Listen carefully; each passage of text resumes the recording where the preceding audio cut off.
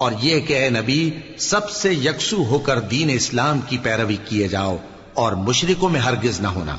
اور اللہ کو چھوڑ کر ایسی چیز کو نہ پکارنا جو نہ تمہارا کچھ بھلا کر سکے اور نہ کچھ بگاڑ سکے۔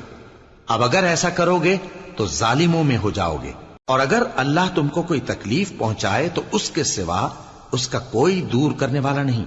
اور اگر تم سے بھلائی کرنی چاہے تو اس کے فضل کو کوئی روکنے والا نہیں۔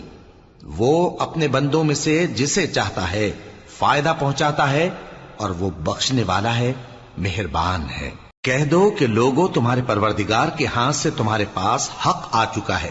تو جو کوئی ہدایت حاصل کرتا ہے تو ہدایت سے اپنے ہی حق میں بھلائی کرتا ہے، اور جو گمراہی اختیار کرتا ہے تو گمراہی سے اپنا ہی نقصان کرتا ہے، اور میں تمہارا وکیل نہیں ہوں۔ اور اے پیغمبر،